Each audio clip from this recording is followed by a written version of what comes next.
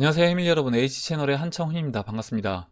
2019년 11월 13일 비트코인 및 암호화폐 방송을 시작하도록 하겠습니다. 먼저 댓글로 좋은 의견과 질문, 정보 공유해주신 분들에게 감사 말씀드리고, 오늘 순서는 먼저 기사를 하나 보고요. 트럼프 대통령 이제 발언 관련된 기사를 하나 보고, 비트코인 차트, 그리고 도미넌스 차트, 그 다음에 이제 리플은 박빌부님이 리플 차트 의견 주신 부분 같이 보고, 그리고 투자 좀 방법에 대해서 이야기를 잠깐 하겠습니다. 그리고 이제 마지막으로 Q&A 두 분 보고 마무리를 하도록 할게요. 그럼 이제 순서로 들어가서 먼저 트럼프 대통령이 마이너스 금리 관련된 이야기를 이제 꺼냈는데, 저는 이제 이게 굉장히 암호화폐 시장, 비트코인에는 굉장히 좋은 기사라고 이제 생각을 합니다. 이제 이 부분에 대해서 좀 이제 읽어보면서 이야기를 해보도록 하겠습니다. 트럼프 대통령이 마이너스 금리 압박, 나도 돈 빌리고 이자 받고 싶다. 이제 오늘 오전 기사입니다. 트럼프 대통령은 12일 뉴욕에서 열린 뉴욕 경제클럽 행사 연설에서 연준이 금리를 너무 빨리 올렸고 내리는 것은 너무 늦다면서 사실상 마이너스 금리를 요구를 했다라고 합니다. 우리는 마이너스까지 금리를 내려서 돈을 빌리면서도 이자를 받는 국가들과 경쟁을 하고 있다. 나도 이제 그런 돈을 받고 싶다. 나에게도 그런 돈을 달라. 이렇게 이야기를 하면서 독일을 비롯한 뭐 일부 국채 금리도 이제 마이너스까지 떨어졌다. 그러니까 이제 우리도 마이너스 금리를 해야 된다, 이렇게 이야기를 했다라고 합니다. 그리고 여기서 트럼프 대통령이 마이너스 금리를 언급할 때 호응하는 이들은 소수에 불과했는데, 이와 관련 트럼프 대통령은 똑똑한 사람들만 박수를 보내고 있다고 말했다 라고 했는데, 제가 이 사진 보고 되게 웃었거든요. 이 사진을 보니까 트럼프 대통령 발언할 때 트럼프 대통령이 똑똑한 사람들만 박수를 보내고 있다라고 이야기를 하자, 이 오른쪽에 아래에 앉아 계신 분이 박수를 열심히 치는 모습을 봤습니다. 일단 뭐 이 타이밍에 박수를 쳤는지 모르겠지만, 하여튼 이 사진하고 이 글하고 이제 연결시켜서 보니까 좀 웃음이 나오는데, 일단 트럼프 대통령이 이제 이와 같은 발언을 한 이유에 대해서 한번 생각을 해본다라고 하면, 저는 이 마이너스 금리까지 지금 금리를 인하를 했음에도 불구하고 마이너스 금리까지 가야 된다. 빨리 금리를 더 빠른 속도로 내려야 된다. 트럼프 대통령이 이제 이렇게 이야기하는 이유가 뭘까? 이게 그냥 단순하게 뭐 독일, 일본 이런 나라들이 이제 마이너스 금리를 적용했으니까 우리도 마이너스 금리 적용하자, 이게 아니라 그들하고 경쟁하기 위해서는 우리도 마이너스 금리를 해야 된다, 이게 아니라, 결국에 트럼프 대통령이 재선에 성공하기 위해서 지금 어느 정도 주가가 부양이 된 상태를 유지해 줘야 되는데, 지금 현재 경제 상태가 그만큼 좋지 않다라는 겁니다.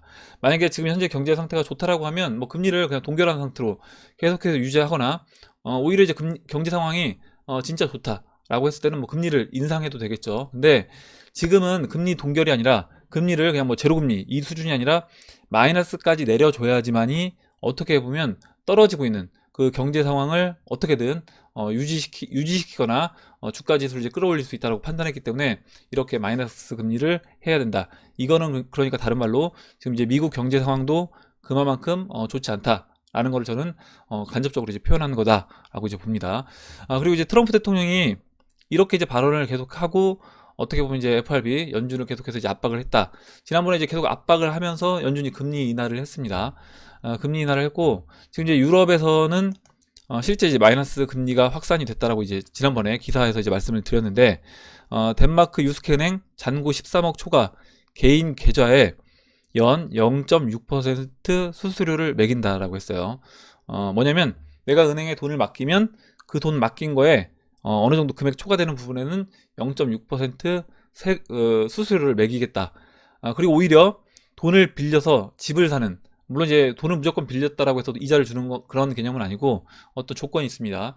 뭐냐면 예를 들어서 뭐 10억짜리 집이라고 했을 때 그 10억짜리 집을 뭐 내가 대출을 6억을 끼고 대출을 받았다 라고 하면, 그 6억을 빚을 갚는데 10년 뒤에 빚을 갚을 때 6억을 상환하는 게 아니라 그 빚을 10년 동안 이렇게 장기간에 걸쳐서 갚을 때 갚는 돈이 뭐 5억 9천만 원만 갚으면 된다거나, 그래서 원금보다도 더 적은 돈을 갚아도 되게끔, 이런 식으로 지금 이미 유럽 쪽은 진행이 됐다라고 이제 말씀을 드렸는데, 이게 왜 그러면 이제 암호화폐 시장에 긍정적이냐?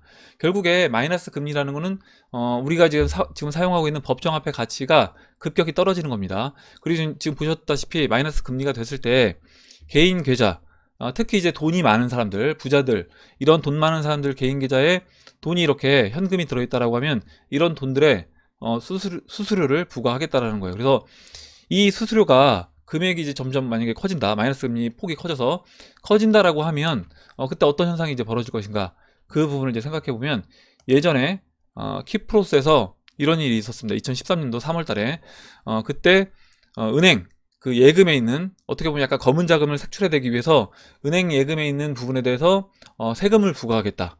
그러니까 은행에 내가 돈을 넣어놓으면 그 돈에 대해서 아까 이제 마이너스 금리 수수료를 부과했던 것처럼 세금을 부과하겠다라고 했습니다. 이때 키프로스에서 그런 일이 이제 벌어지자 어떻게 되냐면, 사람들이 나 그럼 은행에 돈 안 넣어놓겠다. 그래서 돈을 찾으러 갔는데, 결국에 이제 은행 문을 한 이제 며칠간 은행 문을 닫고 출금을 못하게끔 막았어요. 강제적으로 이렇게 막았고, 이때 이제 키프로스 사람들이, 야, 이거 어떻게 보면 이제 뒤통수 맞을 수 있겠다. 은행으로부터 뒤통수 맞을 수 있으니까 내가 은행에 돈을 넣어놓는 게 아니라 차라리 암호화폐를 사는 게 낫겠다. 그래서 이 2013년도 3월 25일, 그때 잠깐만요, 일봉 차트에서 비트코인 잠깐 보여드릴게요. 2013년도 3월 25일 키프로스 사태가 언제 있었냐면 3월 25일이니까요. 3월달이니까 이때입니다. 2013년도 3월달 3월달 키프로스 사태가 있은 이후에 37불에서 298불, 거의 300불까지. 물론 그 전에 이 38불도 그 전에 보시면 거의 10불에서 한 3배 정도 올라왔다가 여기에서 10배 정도 추가적으로 상승을 했습니다. 그것도 단기간에 한 2달 만에 이렇게 급등하는 모습이 나왔기 때문에 저는 이제 이런 식으로 마이너스 금리, 그리고 이 마이너스 금리라는 것 자체가 법정화폐가 계속해서 가치를 떨어뜨리는 그런 현상이 이제 벌어지는 거고, 거기에 더해서 이제 은행에 예금한 돈에 대해서, 거액에 대해서 만약에 수수료까지 부과하는 그런 사태가 벌어지게 되면 그때는 예전에 이제 어떻게 보면 유럽에 있는 작은 나라, 작은 나라에 불과한 키프로스에서 이런 일이 이제 벌어졌을 때 이와 같은 비트코인 가격을 끌어올리는 현상이 나타났다라고 하면, 만약에 뭐 미국이라든가 이런 데서 은행 예금에 수수료를 마이너스 금리 적용하면서 수수료를 부과하겠다라고 했을 때는 아마 이제 암호화폐 시장에 굉장히 좋은 아마 비트코인 가격을 단시간에, 단기간에 이렇게 뭐 10배 이상 가까이 끌어올리는 이런 현상도 벌어질 수 있다라고 생각을 합니다. 이렇게 이제 기사를, 암호화폐 시장에 저는 이제 긍정적인 기사라고 이제 봤기 때문에 이 기사를 이제 같이 봤고요. 그러면 이제 이 기사 보고 다음으로 이제 비트코인 차트를 간단하게 이제 보도록 하겠습니다. 뭐 비트코인 차트는 크게 어제랑 달라진 내용은 없어요. 보시면 일단 8,767불 이 박스, 8,650불과 이 8,879불 이 박스에 지금 갇혀 있는 상태다. 그러니까 지난번 우리가 이제 프랙탈 이론으로 봤을 때 지금 이제 이 관점에서 이 8,600불 넘기 전, 이 8,600불과 뭐 7,700불, 7,400불 이 사이에서 시간을 이제 보냈잖아요. 그리고 올해 초부터, 작년 연말부터 올해 4월 달까지 지금 이 아래 4,200불 아래에서 이제 시간 보냈던 것처럼 지금 이렇게 8,650불과 8,880불 이 사이에서 지금 이제 시간을 보내고 있다.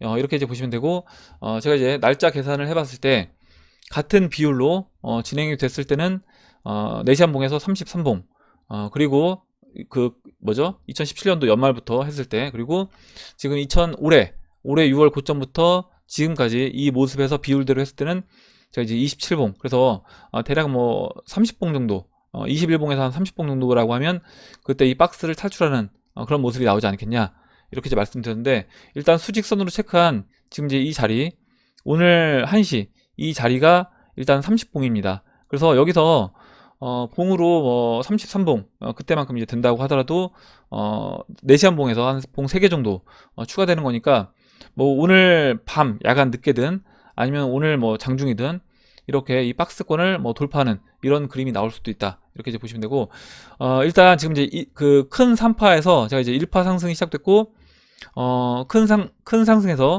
또 이제 이게 1파라고 했습니다. 이게 1파고 그 1파 안에서 1파, 2파, 3파, 4파, 5파. 그래서 그 작은 1파에서 또 이제 3파가 확인이 되려면 일봉에서 이 120일 이평선, 이 120일 이평선을 완전히 돌파가 되면 3파가 진행됐다라고 이제 보시면 된다라고 말씀드렸습니다.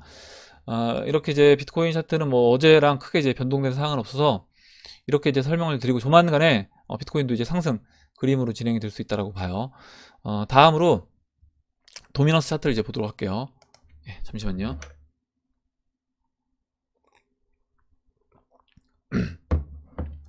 도미노스가 이제 68.45로 현재 이제 지난번 68.3 라인, 이 라인에서 이제 반등이 나왔다라고 이제 말씀드렸고, 어제도 마찬가지로 68.3에서 반등 한번 이렇게 나왔다가 살짝 장중에 아침에 이제 스텔라루멘이 좀 이렇게 올라와 주면서 살짝 깼습니다. 이 68.3을 살짝 깼다가 아래 꼬리 달고 이제 바로 올라왔죠. 스텔라루멘이 96원까지인가요? 찍어주고 쭉 빠지면서 바로 이렇게 안쪽으로 들어왔습니다. 이 68.3 위쪽으로 들어왔고, 지금 다시 보시면 4시간봉에서 22평선 지금 저항을 맞고 있는데, 이 저항 맞고 지금 이제 이 22평선 저항 맞으면서 계속 떨어졌거든요.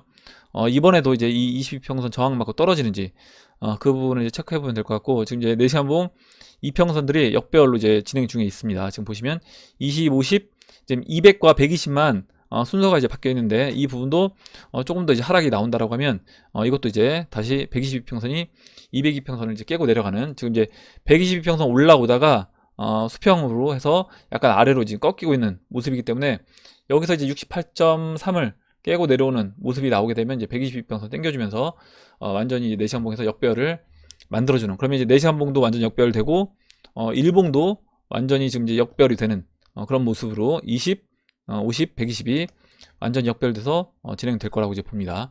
그리고 지난번 주봉에서 이 주봉에서 이제 반등 나왔던 자리, 주봉에서 보시면 주봉에서 20주선인 이 68, 여기를 이제 또 이제 아래 꼬리 달고 반등해서 이제 올라왔는데, 지난번에도 이렇게 20주 이평선 맞고 반등을 해 줬었습니다. 이때는 이제 주봉이 양봉이 만들어졌는데, 이번에 이제 이 20주 이평을 깨고 내려가는지 그 부분을 체크를 해보면 될 것 같아요. 일단 현재 이제 20주선은 68 라인이다, 이렇게 이제 보시면 될 것 같습니다. 이렇게 이제 설명드리고, 그럼 박빌부님이 리플 차트에 의견 주신 부분 보도록 하겠습니다. 트뷰에는 리플 장기 차트가 전부 나오지 않아서 이 코인트레이더.pro 여기에서 리플 시총 차트를 살펴보았습니다. 이게 리플 차트랑 약간 달라요. 리플 이제 시총입니다. 시총. 그러니까 시총 차트는 리플 또 가격 차트랑은 약간 별도로 이제 보셔야 되는 건데, 첫 번째로 장기적인 관점에서 리플 차트 첫 번째 네모 박스와 두 번째 네모 박스의 모양이 매우 유사합니다. 그래서 이제 그림을 올려주셨는데, 이 그림을 이제 확대해서 보면 리플 이제 시총 차트입니다. 리플 XRP 마켓캡 시총 차트 주봉 차트고요. 지금 이제 올려주신 이 차트 모양을 보면 2014년도 15년도에 이렇게 이제 리플이 올라와 줄 때 시총 차트가 일단 이 첫 번째 하단 채널 안에서 1파, 2파, 3파, 4파, 5파 이렇게 상승을 했고, 그 이후에 이렇게 바닥을 다지면서 횡보하다가 다시 1파, 2파, 3파, 4파, 5파, 이게 이제 우리가 계속 보고 있는 2017년도 상승했던 부분입니다. 이 상승했던 부분을 보면 이 우리가 이제 리플 가격 차트 보는 것과 약간 차이가 있죠. 가격 차트 같은 경우는 여기서 이제 이 채널 안에서 이렇게 채널 상단부까지 올라와 주는데, 지금 시총 차트는 발행 개수랑도 이제 연관이 있기 때문에 발행 개수 곱하기 XRP 이제 가격이다 보니까 발행 개수가 점점 늘어나면서 이렇게 시총 차트가 채널 상단을 돌파해서 다음 채널까지 왔다, 이렇게 이제 보시면 되고, 다음 채널에 같은 폭 채널의 상단부까지 올라왔습니다. 그렇다고 하면 이번에 올라올 때는 이 XRP 리플 시총 차트가 지금 이와 같은 패턴으로 진행됐다 라고 하면, 이때는 이번 채널 상단부를 돌파해서 같은 폭, 이 폭으로 이렇게 올라가 줄 수 있다, 이렇게 이제 계산해 주셨고, 같은 패턴으로 이와 같은 형태로 진행될 수 있다 라고 이제 의견을 주셨습니다. 그래서 제가 이제 코인트레이더 여기 들어가서 이제 보면 이제 어떤 분들이 XRP 시총이 애플 시총을 넘는 게 가능하냐, 이렇게 이제 질문하시는 분들이 계신데, 일단 이거는 이제 돈의 역할이다, 어떻게 보면 이제 기업이라기보다는 돈의 역할로 쓰이는 거다 라고 이제 말씀을 드렸고, 그리고 또 이제 지금 박필부님이 올려주신 이 시총 차트, 이 채널 패턴대로 진행이 된다 라고 하면 그때는 이제 가능하다 라고 보는데, 지금 XRP 시총이 13조 정도 되고요. 애플 시총이 1000조 정도 되니까, 만약에 이제 XRP 시총이 100배 정도 성장을 하게 되면 그때는 이제 애플 시총을 뛰어넘는 그런 모습이 됩니다. 그래서 그럼 100배가 가능하냐, 여기서 시총 100배가 보시면 지금 이 자리에서 일단 지난 고점까지가 10배입니다. 10배 1000%. 그리고 이 채널 상단까지가 뭐 6천, 7,000%니까 한 70배 정도 되고요. 그리고 그냥 이 채널 따라서 지금 올라와서 채널 따라서만 그냥 성장을 해 준다라고 하더라도 시총이요. 2020년 만약에 7월에 이 채널 상단부만 온다고 하더라도 지금 보시면 100배가 넘는 성장을 하는 겁니다. 그래서 이렇게 이제 보면 일단 이 채널 안에서 XRP 시총이 올라갔을 때 전체적으로 시총은 애플 시총을 뛰어넘을 수 있다. 물론 이제 이 채널을 뛰어넘는 아까 이제 박빌브님이 그려주셨던 이와 같은 이 채널 상단부를 뛰어넘는 그런 그림으로 진행된다라고 하면 당연히 뭐 그 시총 자체는 어마어마할 거라고 봅니다. 이렇게 이제 의견 주신 거 받고 다음 읽어볼게요. 급등 전 리플 차트 패턴 첫 번째 네온박스, 두 번째 네온박스의 급등 이전 리플 차트 그리고 현재 리플 차트에서 유사성을 발견할 수 있습니다. 첫 번째로 RSI 30근방을 3번 찍습니다. 두 번째로 상승 다이버전스가 출현한다. 세 번째로 중간에 평행 채널이 형성이 되고 이탈하면서 급락한다. 해서 지금 이제 A, B, C 이렇게 이제 올려주셨는데 첫 번째 네모박스 상승 전 해서 이제 올려주신 내용부터 이제 보도록 할게요. 첫 번째 네모박스 이렇게 그려주셨고 이 네모박스 상승 전에 보시면 이 RSI가 이렇게 30을 3번 정도 찍어주고 이렇게 RSI가 점점 이제 올라오면서 약간 이제 밑에는 내려오긴 했는데 이거를 이렇게 상승 다이버전스로 이제 봐주신 것 같습니다. 그리고 이제 모습은 이와 같은 형태로 진행됐고 중간에 상승 채널을 깨면서 급락이 한번 나왔다. 이렇게 이제 이야기를 해주셨고 두 번째 네모박스 상승전 이 모습을 본다라고 하면 두 번째 네모박스 상승전도 이렇게 비슷한 패턴으로 봐주신 것 같아요.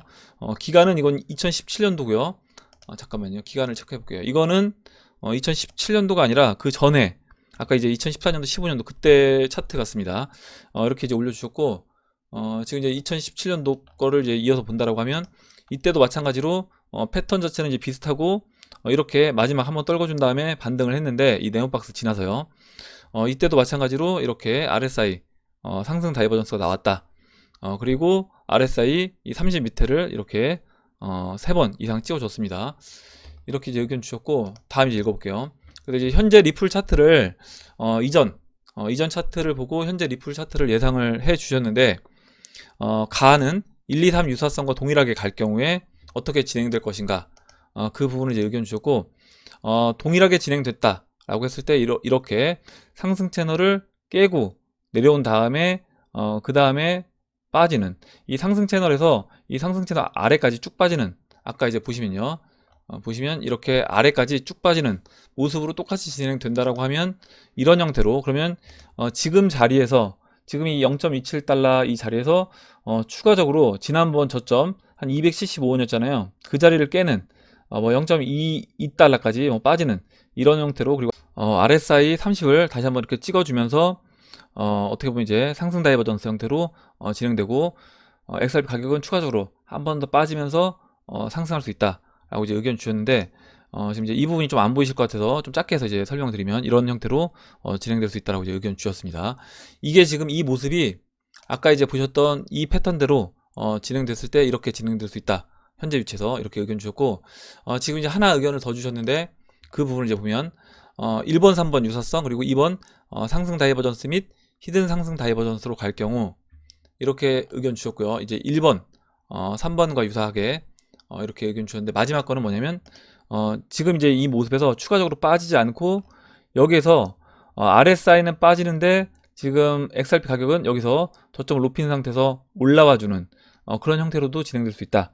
이렇게 이제 의견 주셨습니다. 그래서 지금 이제 이 차트 보는 관점 위치가 어디로 지금 위치를 해석하느냐에 따라서 지금 이제 박필부님이 의견 주셨던 것처럼 두 가지로 나눠서 이제 볼 수 있다는 거예요. 그러니까 뭐냐면 이렇게 추가적으로 하락할 수 있는 뭐 0.22달러까지 빠지는 이런 그림으로도 볼 수도 있고 아니면 지금 이제 하락 추세는 어느 정도 마무리가 됐고 상승 지난번에 이제 이현걸님이 상승 의견 주셨던 것처럼 지금 위치가 이렇게 한 번, 두 번, 세 번째 하락 끝내고 이제 올라오는 이미 이제 하락 추세는 마무리 진 거다. 라고 보고 이렇게 된다라고 하면 지금 두 번째 형태로도 진행이 될 수 있다.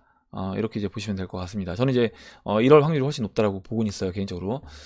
이렇게 이제 XRP 설명을 드리고 지금 이제 뭐 이거는 XRP 차트뿐만 아니라 지금 이제 도미넌스 차트 그리고 다른 알트코인들 움직임 이런 걸 봤을 때 지금 XRP 가격이 여기서 추가적으로 이렇게 빠지는 아까 이제 첫 번째 의견 주셨던 이와 같은 형태보다는 이런 형태로 여기서 진행될 확률이 좀 더 높다라고 봅니다. 이렇게 이제 설명을 드리고 다음으로 그러면 제가 이제 여러분들한테 좀 드리고 싶은 이야기를 말씀을 드리도록 하겠습니다. 투자 방법에 대해서 잠깐 얘기하기 전에 제가 어제 이제 댓글이 굉장히 많이 달렸는데 그 댓글 부분에 대해서 좀 말씀을 드리고 좀 정리를 해드리고 그 다음에 이제 투자 방법, 제가 투자하고 있는 방법에 대해서 같이 이제 말씀을 좀 드리도록 하겠습니다.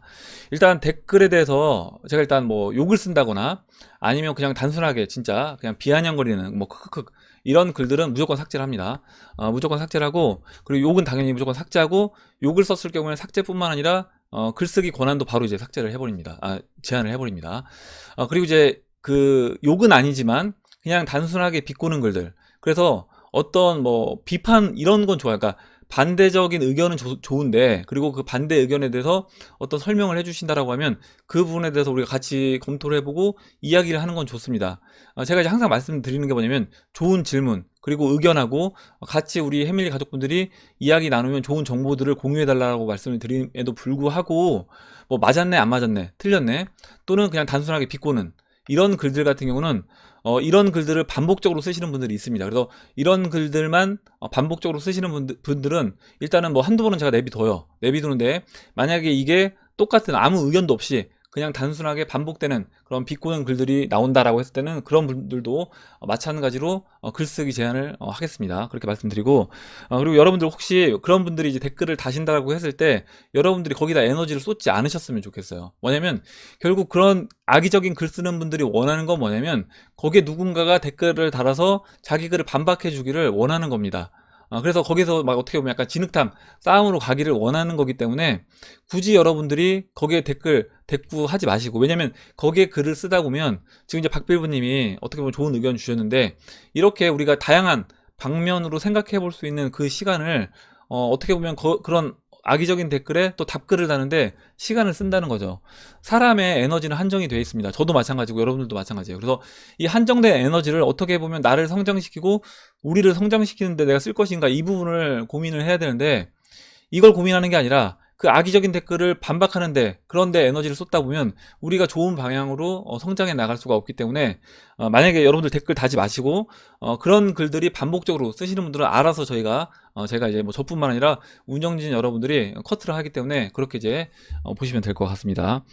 이렇게 이제 댓글은 정리를 해드리고, 그리고 이제 제가 투자에 대해서 이제 투자 방법에 대해서 설명을 잠깐 드리도록 할게요. 뭐냐면 지금 이제 리플 가격이 오르지 않고 뭐 다른 알트코인들 순환 펌핑 이제 돌고 있습니다. 또 돌고 있고 계속해서 뭐 지지부진한 모습을 보이다 보니까 이거를 왜 계속해서 사라고 하냐, 뭐 좋다고 하냐, 리플 뭐가 좋다고 리플 투자하라고 하냐, 이렇게 이제 이야기하시는 분들도 계시겠지만 이거는 저는 투자 스타일의 차이라고 보는 거예요. 그리고 어떤 분들은 뭐 추세를 추종하는 그런 매매를 하시는 분들 같은 경우는 이미 상승 추세 돌린 종목들, 그리고 좀 가격을 비싸게 주더라도 내가 좋은 차트 모양이 만들어진 종목들만 들어가서 추세 매매 하시는 분들, 또 아니면 박스 매매 하시는 분들이 계신데 저 같은 경우는 투자 스타일이 뭐냐면 제 스타일은 일단 포트폴리오를 짭니다. 제 포트폴리오는 여러 번 말씀드렸어요. 70%에서 80%를 비트코인, 이더리움, 리플 이 세 종목을 70에서 80% 여러분들도 제가 봤을 땐 최소한 50% 이상은 이 세 종목을 담아야 된다라고 말씀을 드렸고, 이렇게 세 종목을 담고 나머지 20, 30% 종목은 시총 한 30위권 안에 들어가는 알트코인들 중에 내가 공부해서 좀 괜찮다고 생각되는 종목들을 한 뭐 3%씩 한 10종목 정도로 나눠서 담으시고 그 다음에 그 포트폴리오를 끌고 가는, 그래서 그 포트폴리오 안에서 고평가되어 있는 종목들은 매도해서 아직까지 올라가지 않은 종목들로 교체하고, 비트이더 리플 같은 경우는 이거는 아무리 이제 많이 올라간다고 하더라도 일정 부분 홀딩 물량은 홀딩을 하면서 투자를 하자, 이렇게 이제 말씀을 드렸습니다. 그 관점에서 잠깐 이제 설명을 드리면 지금 이제 이거 리플 BTC 차트예요. 지금 저 같은 경우는 제가 여러분들한테 비트코인, 이더리움, 이 리플 이 세 가지 종목, 우리가 주로 우리 포트폴리오의 7, 80%를 차지하는 이 비트코인, 리플, 이더리움 이 세 종목 중에서 어떤 종목에 지금은 비중을 실어야 되냐라고 했을 때 저는 이제 리플이라고 이야기를 하는 겁니다. 왜 그러냐면 지금 이제 리플 BTC 마켓 보시면 이렇게 BTC 마켓에서 리플이 채널 하단부에 있다는 거죠. 그래서 비트코인과 대비했을 때 지금 이제 리플이 비트코인 대비해서 싼 영역에 있다. 아직 채널 하단부를 벗어나지 못했습니다. 일단 이 추세는 돌려놓고 지금 눌러놓고 쉬고 있는 모습이기 때문에 채널 하단부에서 당연히 이 XRP가 우리가 원하는 비트코인 대비해서 좀 비싸다라고 생각되는 뭐 2만 사토시 그 이상부터 이제 분할로 매도해 나갈 계획인 거고요. 매도해서 비트코인으로 바꿀 계획인 거고요. 그리고 이제 XRP 이더리움 차트도 마찬가지예요. XRP와 이제 이더리움을 비교해 봤을 때도 마찬가지로 지금은 리플보다, 그러니까 이더리움보다는 리플이 싸다라고 보고 있는 겁니다. 이렇게 채널을 그려보면 지금 만약에 이 XRP가 지금 이 이더마켓에서 이 뭐 0.003 이상 올라온다, 그리고 채널 상단부까지 올라온다 라고 하면 그때는 만약에 이더리움을 뭐 XRP로 바꾼 그 물량을 다시 바꿔서 XRP를 매도해서 이더리움으로 교체를 할 거예요. 그리고 이 부분은 저는 언제든지 이번에 올 수 있다라고 보는데, 지금 XRP랑 이더리움은 이제 어차피 둘 다 알트코인이고, 알트코인 상승장 왔을 때 이거는 이제 그 시기 자체가 크지 않게 움직이기 때문에 2017년도에도 이제 그와 같은 형태로 진행됐고요. 뭐 작년도 마찬가지입니다. 그래서 그 타이밍이 됐을 때 XRP를 적절히 매도해서 이제 이더리움을 XRP로 교체한 물량 같은 경우는 다시 이제 XRP를 매도해서 이더리움으로 교체를 할 겁니다. 그래서 이제 이 부분도 지난번에 이제 설명을 드렸어요.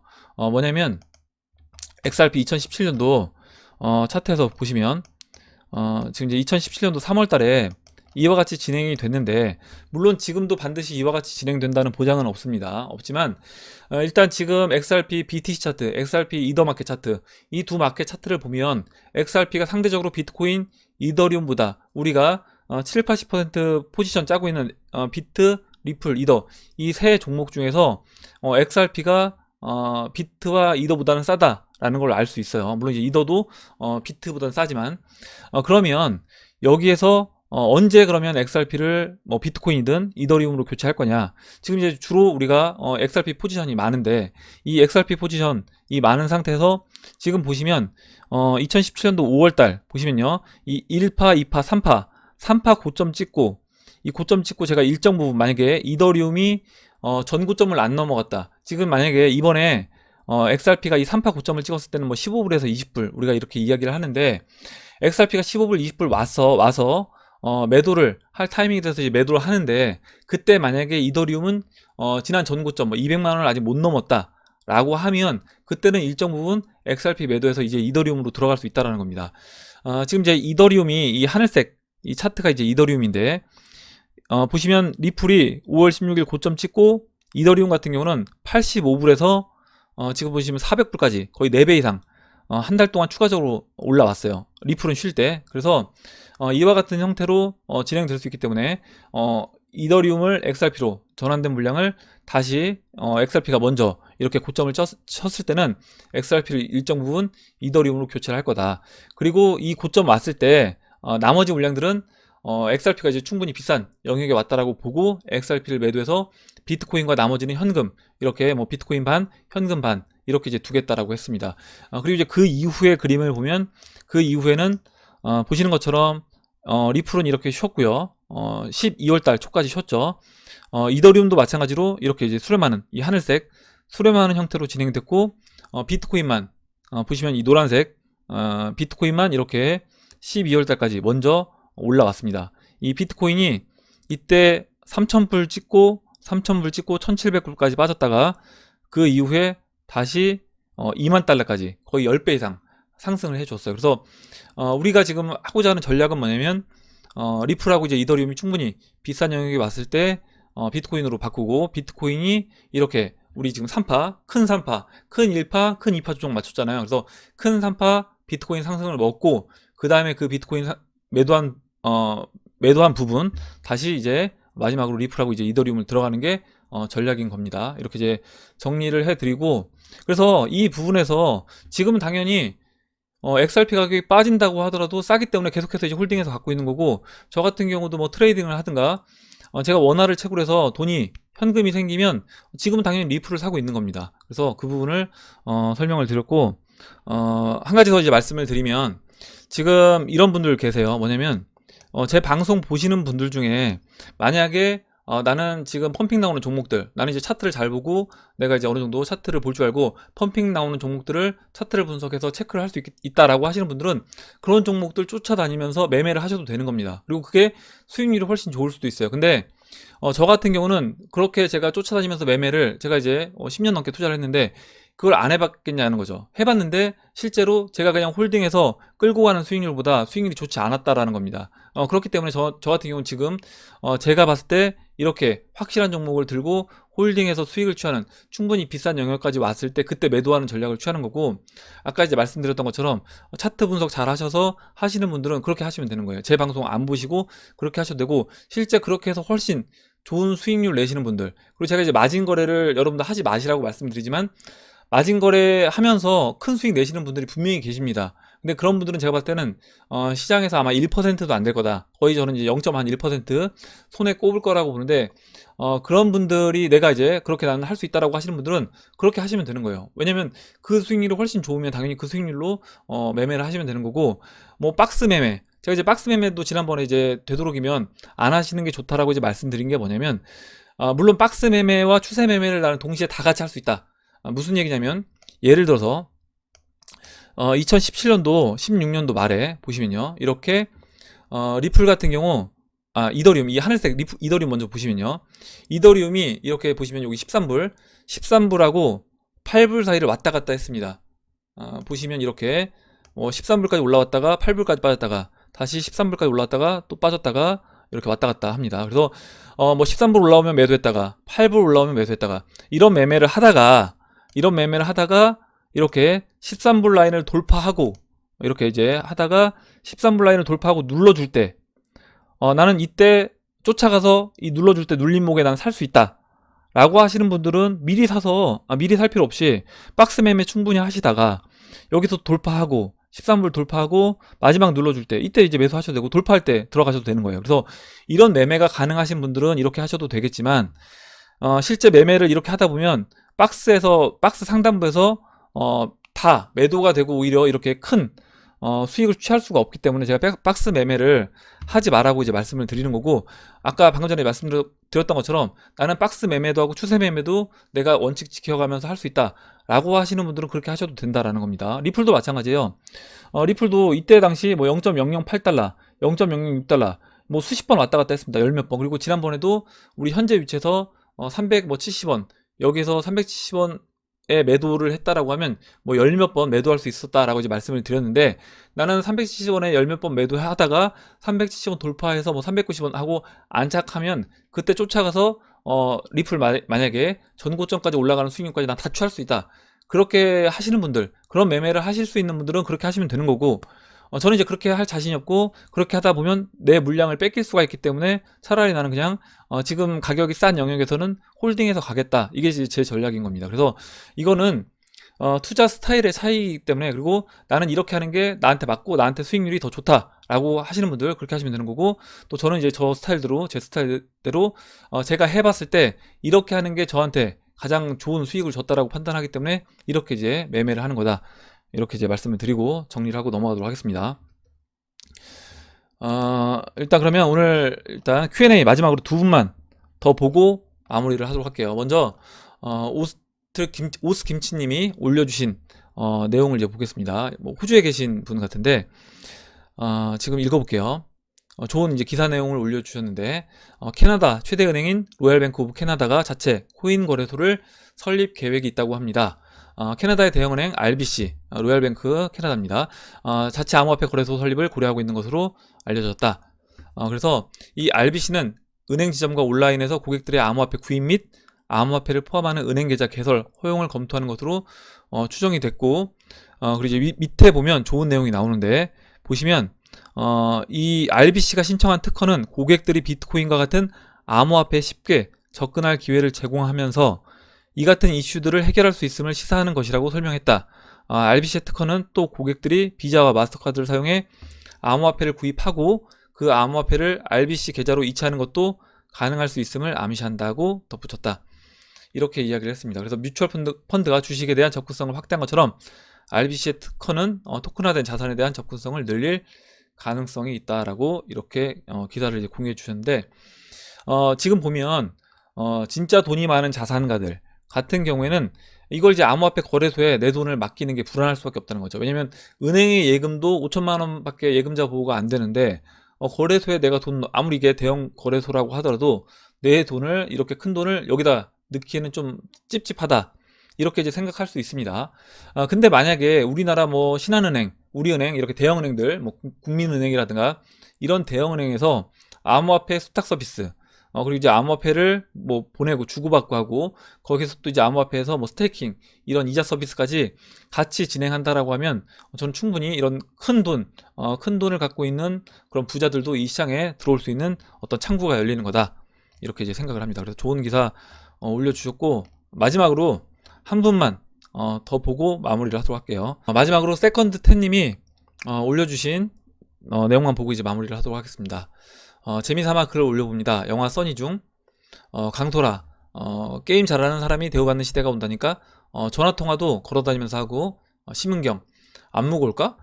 강토라 작은 게 나오겠지. 컴퓨터도 막 들고 다닐 거야. 거기서 편지도 쓰고 라디오도 보고. 심은경 오메 라디오로 본다고? 강토라 보겠지. 미래인데 그걸로 사업하면 대박인데. 박진주 2년 또 소설 쓰십니다. 왜 미래 물도 사먹는다 하고 그러냐? 강토라 야 니네 집가 물을 미쳤다고 사먹냐? 박진주 야 얘가 미래에는 전화기로 막 사진도 찍고 텔레비도 나오고 막 그런단다. 이렇게 이제 영화에 있는 어떤 대사를 올려주셨습니다. 제가 이제 잘 살리지를 못했는데 일단 이걸 이제 각색해서 지금 써주셨어요. 이제 읽어볼게요. 강소라 19년에 매수한 사람이 대우받는 시대가 온다니까 월급 나오면 분할 매집하는. 심은경 안 지겨울까? 강소라 조만간에 오르겠지. 요즘에 또 조만간 이거 이야기하지 말라고 하시는 분들도 계신데, 제가 나중에 제가 왜 이렇게 이야기했는지에 대해서도 이제 말씀을 드리도록 하겠습니다. 나중에 이제 상승장 다 오고 나서. 그 코인 담긴 폰으로 결제도 하고 다닐 거야 아마. 카드 현찰도 불필요하고 월급도 그 코인으로 받고. 심은경 오메 그 코인으로 월급을 받는다고? 강소라 받겠지. 미래인데 지금 그걸로 사업하면 대박인데. 박진주 2년 또 소설 쓰십니다. 왜 2년 후엔 리플이 10만원 된다고 그러냐? 강소라 야 니네 집가 리플이 미쳤다고 10만원 가냐? 2년 후 리플은 12만원이 되어 있었다. 이렇게 글을 이제 써주셨는데, 제가 이제 이 글 읽으면서 우리가 이제 뭐 미래는 알 수 없습니다. 미래는 알 수 없고 저도 이제 모르죠. 당연히 모르기 때문에 어떻게 보면 저도 이제 포트폴리오를 짜고 어떻게 보면 자금 관리를 하는 거죠. 만약에 이제 미래를 확실하게 안다라고 하면 몰빵할 수 있는 겁니다. 뭐 당장 오늘도 보면 뭐 10% 20% 펌핑 나오는 종목들이 있기 때문에 제가 신의 영역 그리고 미래를 알 수 있다라고 하면 당연히 그 매일 펌핑 나오는 종목들을 찾아다니면서 매매를 하면 아마 워렌 버핏 진짜 귀싸대기를 때릴 거예요. 근데 그렇게 하지 못하기 때문에 저는 포트폴리오를 짜고 제 차례가 올 때까지 기다리는 거다, 이렇게 이제 보시면 되고, 만약에 저는 이제 이런 부분 보면서 어떤 생각이 들었냐면, 그 베네수엘라, 제가 이제 베네수엘라 이야기를 많이 하는데, 베네수엘라에 있는 사람들 중에서도 분명히 지금 우리처럼 이런 이야기를 했던 사람들이 저는 분명히 있었을 거라고 생각을 합니다. 무슨 얘기냐면, 베네수엘라 이제 볼리바르 차트를 제가 이제 많이 보여드리잖아요. 베네수엘라 뭐 2014년도 이때가 보시면 이게 화폐 개혁이 돼서 원래 이제 1달러였는데 1달러가 1볼리바르였는데 1달러가 0.0001 볼리바르였어요. 이때가 2013년도 17년도까지 1달러가 0.0001 볼리바르였습니다. 근데 지금은 1달러가 27,927 볼리바르예요. 27,927. 그리고 그 전에 2012년도에는 공이 이제 더 붙습니다. 지금 화폐 개혁을 했기 때문에 이렇게 됐는데, 베네수엘라 국민들 중에서도 저는 이제 이렇게 이야기를 하는 사람이 분명히 있었을 거라는 거죠.